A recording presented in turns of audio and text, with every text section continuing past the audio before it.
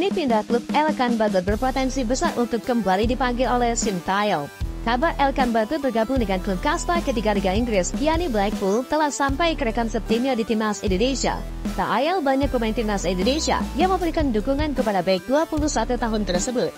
Ya, pemain bertubuh jago itu resmi bermain untuk Blackpool untuk League One 2024-2025. Dia dipinjamkan Ipswich Town selama semusim demi dapat bermain lebih banyak lagi.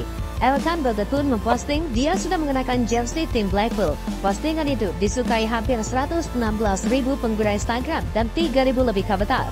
Rekan setimnya di Timnas Indonesia pun turut menyambut antusias setelah mengetahui kabar Elkan Bagot punya klub baru. Mereka pun memberikan suntikan motivasi untuk menambah semangat bagi Elkan Bagot. Semoga beruntung bro, tulis dari Saint Patinama. Rafael Strike memberikan emoticon api. Pemain berposisi back itu punya kans besar untuk langsung debut bersama Blackpool. Soalnya League One 2024-2025 bakal mulai musim baru pada akhir pekan nanti. Blackpool bakal berjumpa dengan Luton dalam ajang tersebut.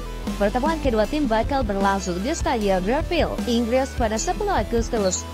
Keputusan meminjamkan Elkan Bagot diharapkan dapat menjadi solusi terbaik untuk kedua belah pihak. Bagi Elkan Bagot, bermain di Blackpool bisa membuat pelatih Timnas Indonesia Sintayong tertarik untuk memanggilnya lagi ke skuad Garuda. Demi menguatkan pertahanan, Elkan Bagot dapat dijadikan opsi. Karena itu menarik nanti pengumuman pemain yang bakal dilakukan oleh Sintayong.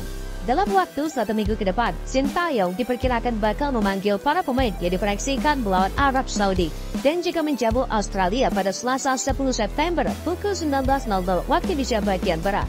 Rencananya pada 1 September 2024, para pemain bakal berkumpul untuk memulai sesi latihan Timnas Indonesia. Breaking news, laga Timnas Indonesia melawan Australia pindah dari Gelora Bung Tomo ke Gelora Bung Karno. Laga Timnas Indonesia melawan Australia dalam matchday kedua grup C putaran ketiga kualifikasi Piala Dunia 2026 se-Asia resmi pindah venue.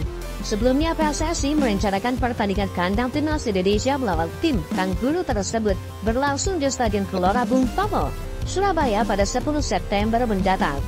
Namun akun federasi sepak bola Australia di media sosial Twitter Socceroos mengumumkan bahwa laga tersebut bakal berlangsung di Stadion Gelora Bung Karno, Jakarta.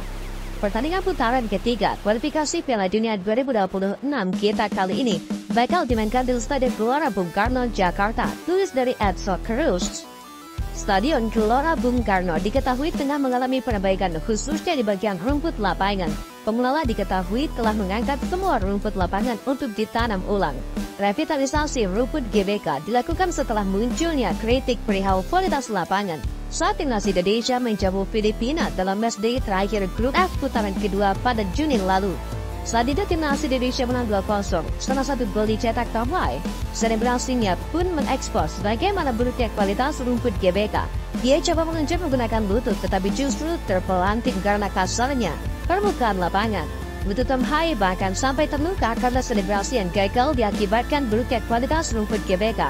Informasi yang disampaikan Federasi Sepak Bola Australia terkait pindahnya venue mengisyaratkan bahwa revitalisasi rumput GBK berjalan cepat sehingga Garuda tidak perlu mengungsi ke Stadion Gelora Bung Tomo pada 10 September mendatang.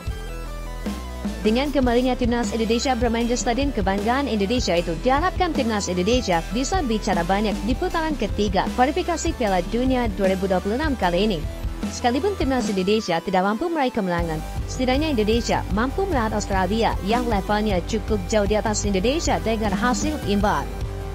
Timnas Indonesia asal Sintayong diprediksi media Malaysia bakal menjuarai Piala AFF 2024. Media Malaysia Makan Bola memprediksi Timnas Indonesia asal Sintayong bakal menjadi juara di Piala AFF 2024. Itu berarti pelatih kepala Timnas Indonesia Sintayong bakal memiliki trofi pertama dalam menukangi skuad Garuda.